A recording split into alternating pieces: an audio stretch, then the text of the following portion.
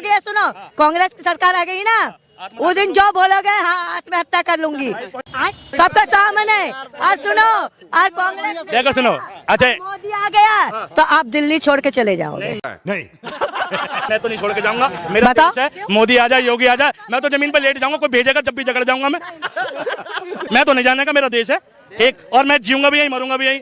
शाबाश बेटा। अभी ये कह रही है कि अगर बीजेपी की सरकार नहीं आई तो मैं आत्मदाह कर लूंगी। हमने इनको भी देखा और इन जैसे कई बाबा को भी देखा एमपी में। एक बाबा एमपी में कहता हिंदू राष्ट्र बनाओ, नहीं तो मैं मर जाऊंगा, आत्मदाह कर लूंगा, आग के हवाले कर दूंगा। 4 बार कर चुका, अभी तक मरा नहीं वो। देखो क्या होता है, हिंदू राष्ट्र था और हिंदू राष्ट्र है, हिंदू राष्ट्र रहेगा। हिंदू राष्ट्र किसी को बनाने की जरूरत नहीं है। अच्छा, हिंदू राष्ट्र लोगों के दिल में है, ठीक है। और क्या होता है कि हिंदू राष्ट्र था और हिंदू राष्ट्र है, कोई ऐसा नहीं है। लोग पॉलिटिक्स के लिए कहने लगते हैं, कहने आपत्ति है। ये कह रहे हिंदू राष्ट्र था, हिंदू राष्ट्र है। पहली बात तो इनसे ये जानना चाहता हूँ हिंदू शब्द आया कहाँ से? ये फंस गया सीएम। शब्द की परिभाषा बता दो। हिंद महासागर से आया हिंदू राष्ट्र, हिंदू। तो दोस्तों फिर से आ चुका हूँ एक नया वीडियो लेकर, और शुरू के क्लिप देखकर आप समझ गए होंगे कि आज का वीडियो कैसा होने वाला है। और ये वीडियो मैं अभी आपको पूरा दिखाने वाला हूँ, लेकिन उससे पहले मैं आपको ये बता दूँ, आज के इस वीडियो में ना इस अम्मा अंधभक्त को ना इस चश्मे वाले भाई साहब ने गजब तरीके से एक्सपोज किया है। क्योंकि इस अम्मा का ये कहना था कि जब भी कांग्रेस की सरकार आएगी मैं आत्महत्या कर लूँगी। इतना सुनते ही इस चश्मे वाले भाई साहब ने दबा के इसकी बैंड बजाई है, और साथ में इस भक्त की भी बैंड बजाई है, और साथ में इस वाले भक्त की भी बैंड बजाई है। आखिर इन दोनों अंध भक्तों की क्यों बैंड बजाई है और साथ में अम्मा की क्यों बैंड बजाई है, ये सब जानने के लिए वीडियो के लास्ट तक आपको बने रहना होगा। अब ज़्यादा टाइम ना लेते हुए करते हैं वीडियो को स्टार्ट।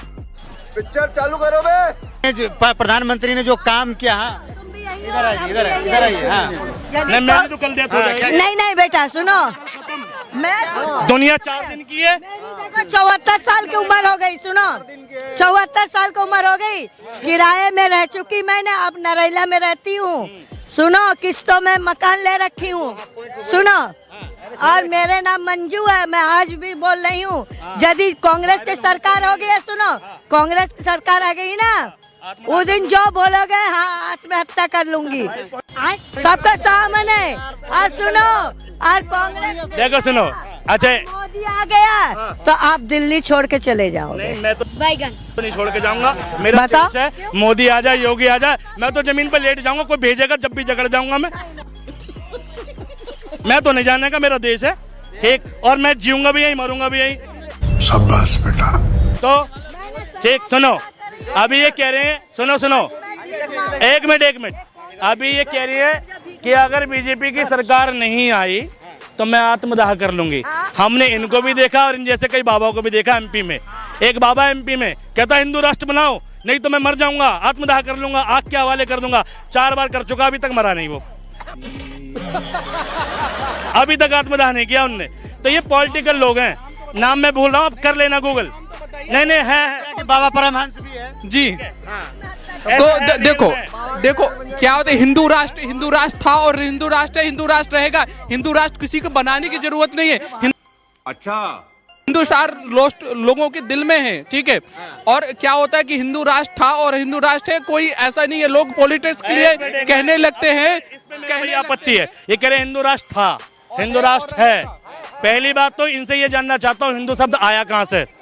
ये फंस गया सीएम। शब्द की परिभाषा बता दो। हिंद महासागर से आया हिंदू राष्ट्र, हिंदू। एक मिनट, गलत बोल रहे हैं भाई, ये गलत बोल रहे हैं। मैं क्लियर कर देता हूँ, नॉलेज लो।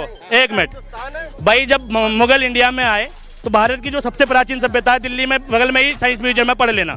सबसे प्राचीन सभ्यता का नाम है हड़प्पा सभ्यता, और हड़प्पा का दूसरा नाम है सिंधु घाटी सभ्यता, ठीक। तो जब मुगल आए तो उन्होंने यहाँ के लोगों को सिंधु घाटी के नाम से जाना, ठीक है, यहाँ के देश को सिंधु घाटी। तो सिंधु का जो फारसी ट्रांसलेशन है, उर्दू भाषा की जो लिपि है फारसी, सिंधु का जो फारसी ट्रांसलेशन है उसको हिंदू कहते हैं।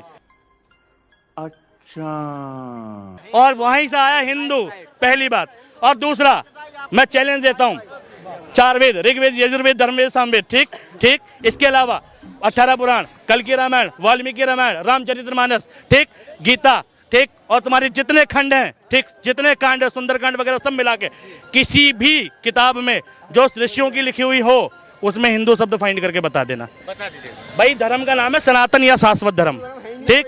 हिंदू राष्ट्र कैसे बन जाएगा? और दूसरी बात, हिंदू राष्ट्र भाई से बता रहा हूँ ना, पहले कभी था, ठीक, आर्य राष्ट्र था, सनातन राष्ट्र था। और सुनो, तुमने देखा होगा माता आती हैं, सब में आती है, काली माता आती है, दुर्गा माता आती है। और जब माता देखा कि औरतों की आ रही है तो आदमियों के भी आने लगे भैरव बाबा। आज तक किसी में राम जी देखा क्या? क्योंकि भैरव बाबा आएंगे तो तांडव मचाएंगे, दुर्गा माता आएगी तो तांडव मचाएगी। लेकिन जिस दिन राम जी आ गए ना किसी पर, उस दिन वो तमीजदार हो जाएगा, दूसरे से तमीज से बात करेगा, ठीक है, भाई का सगा हो जाएगा। तो रामराज चाहते हैं ना, सबके दिलों में रामराज चाहते हैं। तो रामराज ऐसे आएगा कि तुम जय श्री राम चिल्लाओ और किसी का कत्ल कर दो, ऐसे आएगा। कौन करता है जय श्री राम करके कत्ल? किसने किया आज तक, ये बताओ आप। भाई बता देता हूँ भाई, राजस्थान में पहलू खान अलवर कांड, ठीक, राम जय श्री राम के नारे लगा के उसकी हत्या कर दी। झारखंड में तबरेज, ठीक, जय श्री राम के नारे लगा के उसकी हत्या कर दी। दादरी में ठीक, दादरी के अंदर है इखलाक अहमद, ठीक है, जय श्री राम, सिर्फ मां सोने का शक था, नारे लगाए और हत्या कर दी। और अभी जो कांड हुआ हरियाणा का, ठीक है, जुनेद और एक और भाई था, क्या नाम था उसका, नसीर, उन दोनों की गाड़ी में फूंक कर हत्या कर दी। सब कुछ राम के नारे के तले हुआ। और यही अगर अल्लाह अकबर के नारे के तहत हो जाता ना, तो ये देश आतंकवादियों का, कहते मुसलमान सारे आतंकवादी हैं, ठीक। ये बड़ी अच्छी बात कही है। तो दोस्तों आई होप अभी तक आपने जो वीडियो देखा है, वीडियो को देखकर आपको बहुत ज़्यादा मज़ा आया होगा, क्योंकि इस भाई ने ना सच बातें बोली हैं और सच बातें कड़वी लगती हैं, लेकिन जो भाई ने बोला है वो बिल्कुल सही बोला है एकदम। और अभी तक जो वीडियो देखा है वो वीडियो का ट्रेलर है, पिक्चर अभी बाकी है। पिक्चर अगर देखना चाहते हैं तो वीडियो के लास्ट तक आपको बने रहना है। तो चलिए दिखाते हैं आगे का वीडियो। सुनो, आप ये बताइए कि राम के नाम पे हत्याएं हो रही हैं, ठीक है, आपका कहना ये है, ये बताओ आज तक कौन सा का सनातनी जो टेररिस्ट नाम हुआ हो, किसी ने भी? नाथूराम गोडसे आजाद भारत का पहला हिंदू, आजाद भारत का पहला आरएसएस का नेता नाथूराम गोडसे, जिसके पैदा होने से तीन लड़के पहले मर गए उसकी माँ के, इसलिए उसको नाक में नथनी पहना के 9 साल तक लड़की बना के रखा, नाम था राम, रख दिया नाथूराम। वो था आजाद भारत का पहला आतंकवादी। मेरा मुंह से निकल गई, मेरी जबान टूट गई यार। उनकी बुक पढ़ना, मैंने तो उतना पढ़ा नहीं है, लेकिन जितना मैं जानता हूँ, कैसे बोल रहे हैं? नहीं, नाथूराम गोडसे की आप बात कर रहे हो, ठीक है, आप ये बताओ, गांधी जी चाहते तो भारत के 2 टुकड़े नहीं होते, भारत एक ही रहता, ठीक है। व्हाट्सएप यूनिवर्सिटी ज्ञान, मैं भी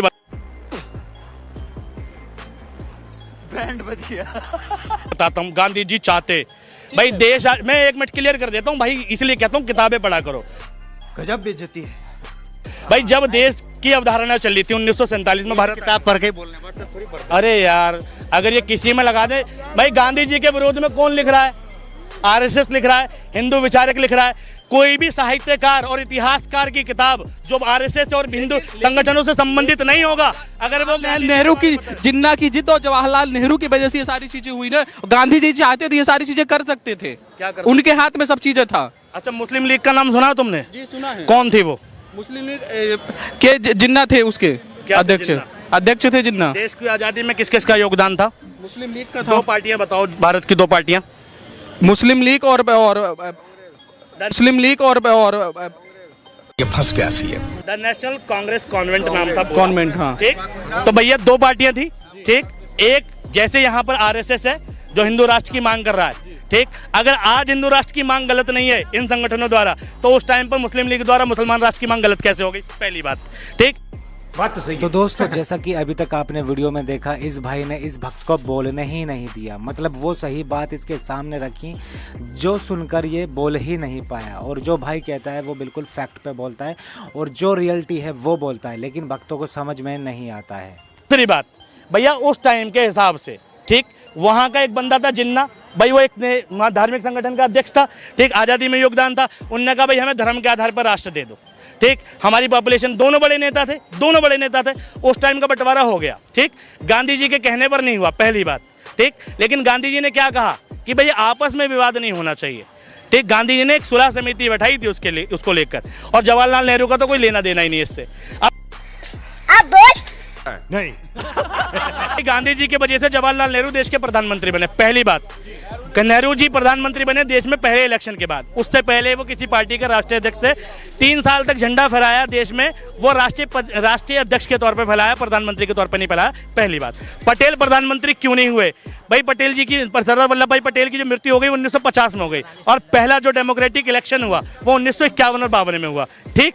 तो भैया वो कैसे प्रधानमंत्री बन जाते? बात तो सही है। अब भाई साहब व्हाट्सएप का ज्ञान सुन लो ध्यान से। भाई गांधी जी ने कोई बंटवारा नहीं किया, ठीक।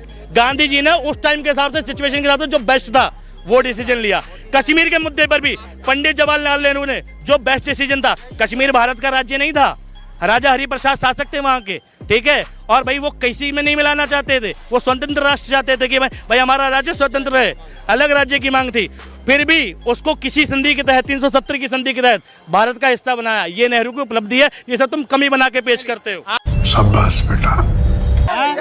जय श्री राम। बस हो गया। मोदी जी आएंगे, मोदी जी आएंगे। राम एक मिनट भाई, इसको हाँ, आ जाओ। इससे सिर्फ रामायण के 2 श्लोक सुनना चाहता हूँ। बोल दी भाई, श्लोक बोल दियो, राम जी का भक्त है तू, रामायण के 2 श्लोक सुनो। श्लोक तो नहीं पता सर।